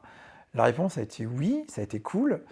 Et donc là, oui, tu as toujours une petite dimension d'ego trip. Le côté de dire, ah, je me suis pas planté, je n'étais pas complètement aux fraises, j'ai encore les pieds sur terre. Et moi, ce qui m'importe, c'est pas tant là l'ego trip, c'est de me dire, je crée, mais je suis encore un petit peu connecté à ma société. Et dans la société dans laquelle je vis, pour moi, c'est hyper important. Tu vois. Si un jour, je me dis que je me sens réellement déconnecté du monde dans lequel je vis, franchement, je pense que là, ce jour-là, ça m'emmerdera. Je me dirais, ah mince, qu'est-ce que j'ai loupé mais tant que c'est pas le cas, tu vois, c'est là que je me sens vivant. Je me sens vivant pas tout seul, je me sens vivant au contact de mes contemporains et ça c'est cool. Et l'équipe avec qui, enfin la trentaine de personnes avec qui tu bosses, ils ont été mis au courant que le jour où ça s'arrête, Oh non, ça s'arrêtera ils en sont conscients, mais je pense que dans n'importe quel projet, tu sais très bien que si un jour les gens veulent plus jouer à ton jeu, vu que nous on a un jeu live et c'est les extensions qui fait que bah, ça fait partie du deal intrinsèque, tu vois. Donc bah, chacun fait de son mieux. Le deal, il est là, tout le monde est au courant et je crois que c'est... encore une fois, faut... Et je parle que pour moi, tu vois, pas pour mes équipes, mais moi en tant que personne, j'aurais jamais de frustration. Je pourrais me dire, bah tiens, on aurait peut-être pu faire différemment si un jour ça doit s'arrêter, mais voilà, on l'a fait avec, comment dire... conscience, enfin âme et conscience, ouais, on passion. a essayé de faire du mieux qu'on a pu, on n'a pas essayé de tricher, on a fait de... Alors peut-être qu'on aura commis des erreurs, peut-être qu'on aura fait des trucs, mais en tout cas, on l'aura fait avec sincérité, c'est ça. Tu vois, avec la sincérité. À partir de là, bah, c'est pas grave. J'en reviens à ce que je disais avant, j'ai la chance de ne pas être encore malade, que mes proches sont encore là, j'ai encore mes parents, c'est super important, tu vois. Donc, Non, clairement, voilà, c'est clairement, important. clairement. Donc les feedbacks, alors, ils sont hyper importants. Ça se voit que tu prends en compte les feedbacks, que ce soit les playtesters ou ton équipe. Mais est-ce que tu as un œil, enfin toi ou ton équipe, avait un œil chez la concurrence? Je pense par exemple à Wonkill avec, Wonkill Studio avec Wonkill, Lorcana, Star Wars, enfin tous ces essais-là. Est-ce que tu as un œil chez eux ou... Bah, on regarde, on fait un peu de veille forcément de ce qu'ils font et tout. Après, nous, on vit notre vie, tu vois. On a un univers qui est propre. On a la chance de pouvoir aussi en faire ce qu'on veut. Ce qui n'est pas le cas quand tu as une licence. Hein, bah, tu es obligé de demander aux ayants droit, est-ce que je peux mettre tel personnage dans tel... Oui, non, non. Ah, bah, l'artwork, il faut le refaire parce que là, ah, ok. Bon, c'est d'autres contraintes. Nous, on n'a pas celle-là. Donc, on fait en fonction des retours des gens. On fait en fonction de ce que veut notre communauté, tu vois, quelque part, peut-être que Star Wars ou Lorcana font des trucs très bien, mais peut-être que nos joueurs et nos joueuses, bah, c'est pas ce qu'elles ont envie, tu vois, donc... puis moi, voilà, j'ai pas de jalousie non plus, tu vois, j'ai toujours considéré qu'il y avait de la place pour tout le monde, chacun avait le droit de faire une proposition, puis après, c'est les gens qui Bien choisissent, sûr. puis voilà, quoi. Non, c'est clair, c'est clair, c'est clair. Bah, du coup, j'allais dire, et c'est quoi la suite pour Altern? Mais en fait, ça va être des campagnes. Bah, les campagnes, Jusqu'à ce que et on va apporter, jeu- on va innover, on va compléter, tu vois, on n'arrête pas de notre environnement digital aussi, on le peaufine, on le débug, on le truc. Donc, bah, chaque mois qui avance, c'est un petit peu une nouvelle brique, tu vois, à la maison, et puis en espérant que bah, la maison, elle se construise le plus longtemps Ouais, possible, tu clairement, vois. bien Mais encore sûr. une fois, là, on n'a pas toutes les cartes, donc voilà. Et est-ce que tu as pu remarquer des différences, que ce soit techniques ou en termes d'environnement humain ou de mentalité entre Libellule et Kinox, tes deux studios? Ah oui, bah, c'est différent, encore une fois. Dans le côté board game, tu fais un jeu, au bout de 3 mois, enfin même pas maintenant, au bout d'un mois, tu sais si ça va marcher ou pas. Puis après, tu as des jeux qui durent des décennies. Tu vois, Dixit, j'ai cette chance de pouvoir éditer ce jeu-là. Quand je suis parti, c'était déjà plus de 10 millions d'exemplaires vendus, tu vois, donc c'est quand même beau. Et ça continuait chaque année à se vendre plus que l'année d'avant, tu vois. Donc ça te permet de toujours créer. Donc tu avais cette espèce de sérénité où tu sais que tu es dans un temps lent. Tu vois, tu peux prendre 2 ans pour développer quelque chose, c'est des plus petites équipes, on est plus proche de l'artisanat. Là, on doit être dans une équipe bien rythmée, bien timée, parce que tous les 4 mois, et puis on ne peut pas se louper, parce que s'il y a un truc qui ne marche pas, bah, toute la chaîne va en pâtir. Donc, ouais, il y a un côté beaucoup plus martial dans le sens noble du terme. Ça veut dire qu'il faut marcher un petit peu à la baguette dans les bons rythmes, parce que si on ne suit pas le rythme, bah, on va dans le mur. Donc, on n'est plus sur un temps long, on est sur des temps courts, tous les 4 mois. Donc ouais, il y a une pression qui est bien plus présente et palpable au quotidien, tu vois, où Voilà, Et tu as plus de contraintes maintenant, du coup, de ce que tu as l'air de dire ou... parce que l'équipe est plus grande aussi. Ouais. Tu vois, le board game, tu pouvais faire des trucs à 2 ou 3, alors même si on était 15 à Libellude, mais sur un jeu, tu n'as pas besoin d'être 36 000. Là, tu as besoin de tout le monde et de coordonner tout le monde. Donc oui, quand tu dois coordonner une équipe, c'est toujours plus compliqué que quand tu fais à l'opposé quelque chose de tout seul. Tout seul, tu n'as que toi à coordonner. C'est simple. Quand tu es 2 ou 3, c'est un peu plus simple. Quand tu es 15, bah là, ça demande d'autant plus de complexité. Ouais. Donc c'est la grosse différence. Ouais. Et tu disais que tu avais vendu Libellule parce que tu faisais plus de créatif. Et du coup, j'imagine qu'à Alter, après 2 ans, enfin du coup 5 ans techniquement d'existence du studio, tu fais encore de la création, mais sous quelle approche Non, alors honnêtement, je fais déjà moins de création parce que les game designers, maintenant, c'est eux qui font toutes les cartes. Moi, j'y touche plus du tout. La direction artistique, ils sont autonomes et tout. Donc là, non, je suis redevenu dans une position un peu plus. Non, mais de pilier, tu vois, pour m'assurer encore que voilà, tout fonctionne bien, que la machine est bien huilée et tout. Et puis à côté, j'ai aussi d'autres envies, d'autres projets que je mets sur le papier et tout. Puis je sais aussi que je ferai d'autres choses, tu vois, c'est sûr. Ah, donc si un jour t'en as marre, tu devrais quitter Studio Equinox, enfin le laisser à quelqu'un d'autre? Mais de toute façon, on n'est pas Figé. Et surtout, ça se donnait bien d'importance de croire qu'on est indispensable. Alors, on le dit souvent, mais c'est une vraie vérité. Ça veut dire que ce qui est important, c'est d'apporter... Moi, ma plus-value, elle est vraiment de concevoir des mondes, de concevoir des univers, d'essayer de les voir vivre dans ma tête et après de les transmettre. Elle n'est pas dans le fait d'être gestionnaire. Il y a des gestionnaires qui seront bien meilleurs que moi, qui s'éclateront d'autant plus. Moi, c'est pas le truc où je peux le faire parce que je suis rationnel, mais c'est pas là où j'excelle. Donc, encore une fois, transmettre, c'est aussi quelque chose de très chouette, tu vois. Ça nécessite de la bienveillance, ça nécessite plein de choses, et c'est ultra aussi important, tu vois. Plutôt que de rester attaché à ton truc, c'est mon identité, tu vois. Je n'ai pas besoin d'avoir un truc pour me dire j'existe, tu vois. Et je m'en suis aperçu à Libellude, tu vois. C'est vrai que tant que j'étais à Libellude, tu as cette espèce de respectabilité. Ah ouais, c'est l'éditeur, c'est machin.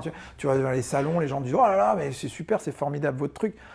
Puis moi, en fin de compte, vraiment, si je suis hyper sincère, la respectabilité, c'est un truc qui m'emmerde.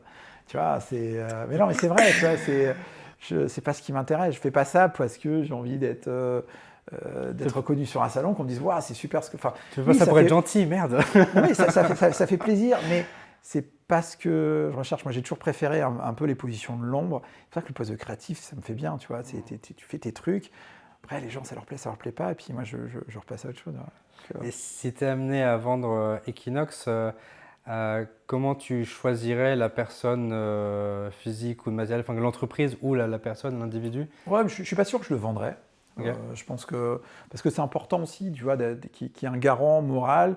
Même si, tu vois, si demain je devais ne plus être là, ce qui n'est pas le cas, parce que je suis là à 100% du temps, mais si je devais ne plus être présent et co et quelqu'un prenne la suite, je veux au moins que la boîte garde ce cadre, tu vois, tu vois, où ils se disent, bon, ben voilà, il n'y a pas de... On ne sait pas qui va racheter tout.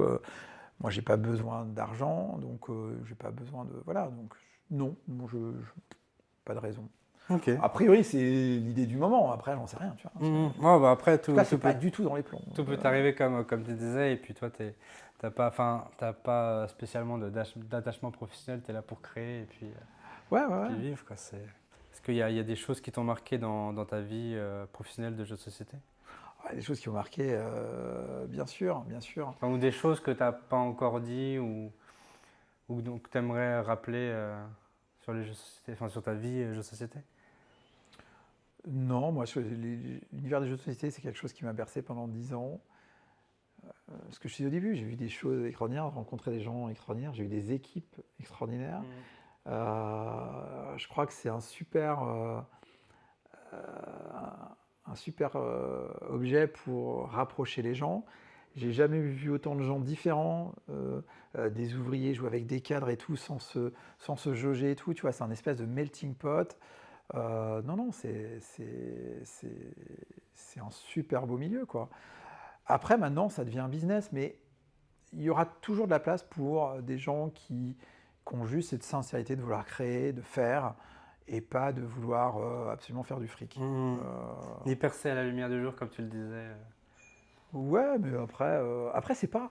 c'est pas un gros mot, je pense que, tu vois, enfin, il y a pas de... Moi, c'est dans ma nature, je suis plutôt introverti, je suis pas très mondain, j'aime pas trop ça, j'ai jamais aimé ça. Après, s'il y en a qui veulent faire ça comme ils veulent faire la Starac pour percer, parce qu'ils ont l'impression qu'à travers cette espèce d'aura médiatique, ça va les rendre plus heureux, je sais pas quoi, c'est ok. Tu vois, encore une fois, moi, j'ai pas de jugement par rapport à ça. Chacun fait un peu en fonction de ce qu'il a envie de vivre. Ah, c'est clair. Bah, tu avais sorti 2 Reels Instagram où tu avais parlé un peu de ton travail. Ouais, bah là aussi, tu vois, c'était dans le but d'expérimenter. Je me suis dit, Ok. tiens, si je devais faire un peu des petites vidéos de quoi je pourrais parler et tout, j'en ai fait une ou deux, j'ai essayé de... Puis à un moment, je me suis dit, ouais, c'est pas... C'est chiant.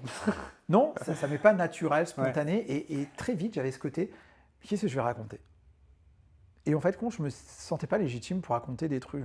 Est-ce que je vais jouer au gars qui a un parcours qui a un peu réussi, tu vois, qui dit, ouais, alors pour réussir, il faut faire ci, il faut faire ça.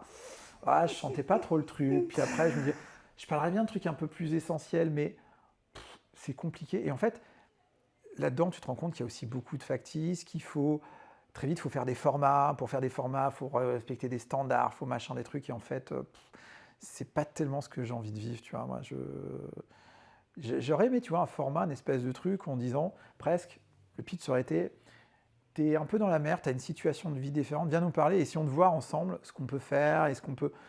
Mais ça fait un peu bizarre de faire ça donc je sais pas, j'ai pas fait, c'est pas grave.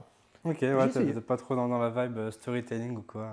Bah, peut-être que ça me viendra, ou j'ai peut-être pas le bon truc, mais pour l'instant, j'avoue que je suis plutôt... Ouais, rien n'est figé. Par contre, le format clair. podcast m'intéresserait beaucoup plus dans le milieu du jeu de société, parce Ah. que j'ai connu énormément d'acteurs du monde du jeu de société qui ont des parcours extraordinaires, et je trouve que généralement, ils n'ont pas été mis en valeur parce qu'on leur parlait juste de leur business et pas de ce qui les animait Oui. profondément. Et moi, j'ai trouvé des gens hypersensibles, tu vois, des gens qui ont aussi des particularités, des gens qui sont autistes, des gens qui sont... Voilà, et sans les transformer en bêtes de foire, leur dire, bah tiens, par ta singularité, qu'est-ce que tu as vécu dans ta parcours, comment tu as vécu, avec ton regard particulier, et c'est parce que tu as tes singularités, et ce regard-là m'intéresse, tu vois, et de pouvoir parler des gens, pour pouvoir parler de leurs différences, et finalement pouvoir un peu rendre ça très normal, tu vois. Donc que ça soit pas langue d'attaque, mais qu'on puisse en parler, parce que je trouve qu'aujourd'hui, une espèce de stigmatisation, dès que tu n'es pas dans la norme, il y a ce côté un peu bête de foire, tu vois. Et alors qu'en fait, tes différences, ça devrait être juste normal, tu vois, tu es juste différent. Oui. Et je trouve que le fait d'apprendre des différences des autres, ça te permettrait de mieux interagir avec eux ou avec elles. Et souvent, on n'interagit pas bien parce qu'on est dans l'ignorance ou dans la caricature. Et dans les deux cas, bah, ça fait qu'on n'arrive pas à échanger, parce qu'on va être toujours dans le jugement, dire, ah bah l'autre, c'est bon, ceci, cela, c'est nul, quoi, tu vois. Et moi, je me revois parfois, et je suis honnête, hein, j'ai rencontré des gens, et j'étais dans des préjugés. Je me disais, oh là là, celui-là, oh là. Je te dirais pas pour quels critères, tu vois, peu importe. Oui, bien sûr, bien sûr. Et souvent, bah, c'est là que j'ai été le plus bluffé, parce que j'ai découvert des gens hyper attachants, des gens qui... voilà, tu vois, et comme quoi, faut déconstruire tout ça, tu vois. Ah dans bah, le sens, clairement. ouais. C'est donner l'occasion à des gens différents d'être visibles, et puis aussi à la fois pour eux, pour que ça fasse potentiellement du bien, et puis aussi pour les autres qui prennent conscience et qu'ils aient un ressenti, alors sans forcément compatir, mais en ayant cette approche, ah bah tiens, c'est vrai que d'autres vies existent, voilà comment ils vivent, voilà ce qu'ils ressentent. Alors pour eux, pour les autres, et je dirais même surtout avant tout pour toi, parce que pour toi, tu vas comprendre des chemins de vie, tu vas comprendre des façons de penser différentes, et ça va te créer une richesse. Et donc, tu vois, avant de le faire pour les autres, tu peux le faire de façon purement égoïste, tu vois. Donc, oui, ça aura des répercussions sur les autres, mais avant tout, la compréhension, je trouve que c'est tellement une clé magique, tu vois, parce que quelqu'un agit de telle façon, tu dis, oula, mais peut-être que derrière, il y a ci, il y a ça et tout, ça pourrait expliquer. Et là, quand tu commences à arriver dans cette espèce de ressenti-là, bah, moi, je trouve qu'il est génial. Non, c'est clair.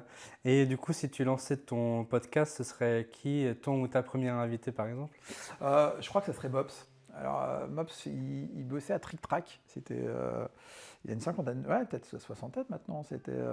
Et donc il y avait deux personnages emblématiques. Le fondateur de Trick Track, qui était une chaîne, le portail francophone dédié aux jeux de société. Il y avait des web TV, il y avait des fiches et tout. Enfin, c'est le truc où il fallait être, et il s'est arrêté il y a peut-être 6-7 ans quand Fall est parti. Donc il y avait Fall, le fondateur, et Mops, qui était un petit peu son acolyte et tout.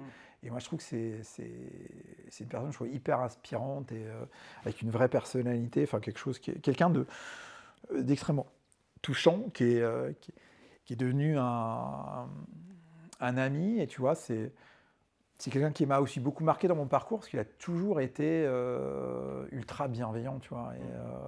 Et ça, je trouve qu'il ne faut pas oublier aussi les gens qui t'ont permis de devenir qui tu es. Alors, pas que en termes professionnels, mais aussi en termes d'humain, tu vois. Bah oui, et ça, clairement, c'est important, tu vois.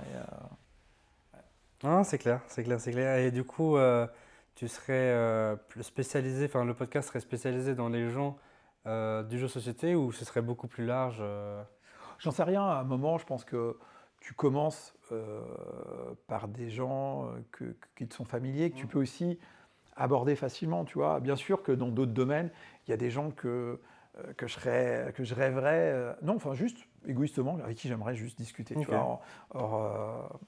En off, on parlait d'Astier, tu vois. Mais Oui. par exemple, ouais, c'est un bonhomme, parce que tout ce que j'ai entendu de lui, c'est quelqu'un que je trouve humainement très riche, tu vois.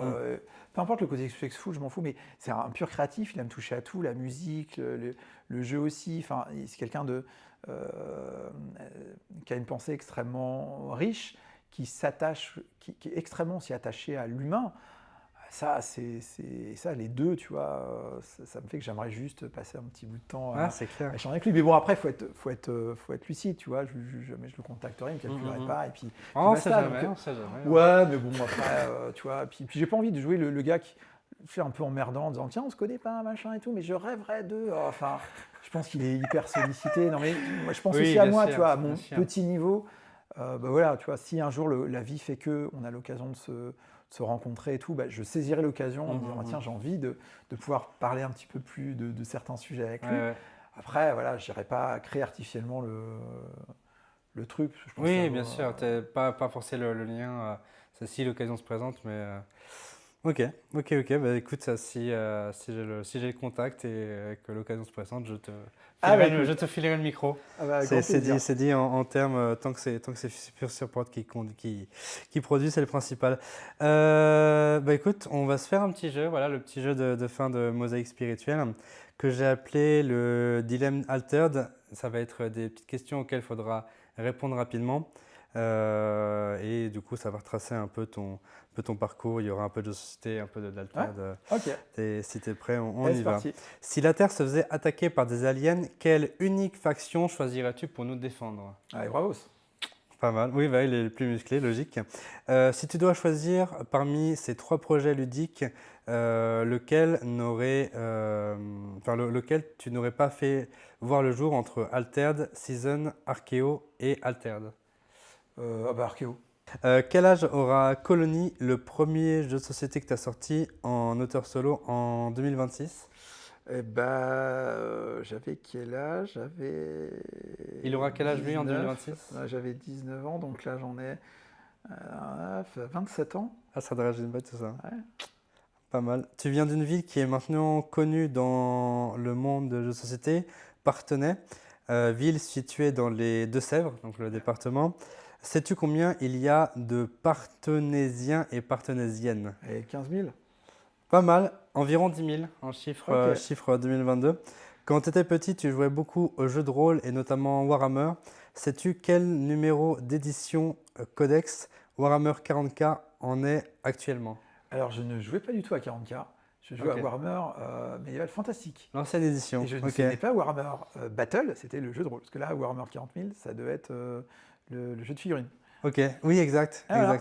On en est, bon, pour la petite info, tant qu'à avoir noté le truc, on en est à la 10e édition de Warhammer 40K. Hormis le grand classique jeu de rôle Donjons et Dragons, Si tu voulais te remettre au jeu de rôle maintenant, vers lequel tu te tournerais le plus? Oh, c'est Warhammer, ça a bercé mon enfance, donc là, allez hop. Pas je le mal, ressors. c'est emballé, c'est pesé, très bien. Parmi les différents univers déjà en place et dont sont inspirés les factions et certains de leurs personnages, lequel de ces univers est ton préféré? C'est les univers. Tu parles des personnages, Ouais. des cartes. Bah, j'adore, moi, Kaibara. Kaibara, c'est la grosse baleine qui vole dans le ciel et tout. Moi, c'est une poésie que j'aime bien, tu vois. C'est très zen, ces trucs. C'est très miyazakesque. S'il y avait une emblème, c'est pour ça qu'on l'a choisi aussi comme emblème du jeu au début. Je trouve que voilà, moi, Miyazaki m'a toujours bien inspiré. Ça m'évoque aussi un petit peu ces univers-là. Tu as dit que tu jouais un peu jeux vidéo sur ton temps perso. Tu es plutôt team console ou PC? PC. Ok. Ah, Clavier souris du coup. Ah oui. Ok, pas mal. Il y a un moment pour placer des noms de gens dans le monde ludique qui t'ont inspiré? Oh là là, dans le monde du jeu, oui. Je vais en citer un, c'est Bruno Felluti. Bruno Felluti est un des plus anciens auteurs de jeux. Moi, j'étais rien à l'époque, lui était déjà connu. C'est peut-être le seul auteur francophone très connu.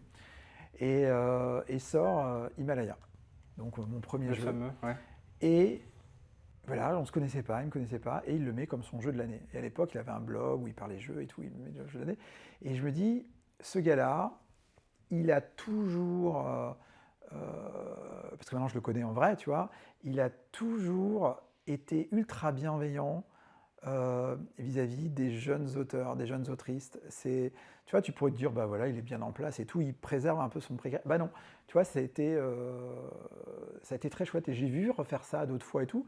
Donc, et c'est vrai que parfois on a l'impression, parce que c'est quelqu'un qui a son franc-parler, tu vois, il n'a pas trop de filtre et tout, donc quand tu n'aimes pas un truc, il le dit.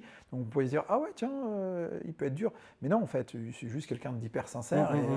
Et voilà, je trouve que c'est des gens que j'aime beaucoup. Et en plus, il a fait beaucoup pour le jeu. En France, il a créé aussi les rencontres ludopathiques. C'est une rencontre où se rencontrent les auteurs, les éditeurs, les trucs, ou des gens qui ne jouent pas aussi, des gens qui jouent moins. Il a créé ça, et tout revit chaque année, et c'est vraiment des moments magiques. Ouais. Donc Pas mal. Bah écoute, on a parlé de pas mal de choses et en grande partie d'Alter. Ce que j'ai bien aimé, c'est cet aspect très un peu management, parler de l'univers, ça c'est très chouette. Bah, du coup, merci à toi. Bah, merci à toi, Bravo c'était pour très Alter cool. déjà, bravo pour ton parcours. Je t'ai pas fait l'affront de le sortir, mais j'ai évidemment ramené le Dixit pour le faire dédicacer. c'est vrai. Mais je t'ai pas fait l'affront de le sortir parce que j'imagine que tu dois en avoir marre un peu. Quand t'en parles. Non, même pas. Non. Ok, je me suis dit, tu vois, peut-être. Faire une dédicace et tout, c'est toujours un vrai plaisir. Même sur les jeux que ça fait 40 ans que tu les vois, Ah ouais, mais c'est super. Non, c'est super gentil, quoi. Tu vois, c'est clair. Mais ouais, du coup, bravo pour Alter. Merci d'être venu dans le podcast. C'est très chouette. Ça faisait un petit moment que je voulais le faire. Donc, super. Merci à toi. Donc c'est chouette. Bah écoute, merci à tous de nous avoir écoutés, de nous avoir regardés. On se dit à bientôt pour du coup le 4e épisode de la Mosaïque spirituelle. Ciao tout le monde. Ciao, merci.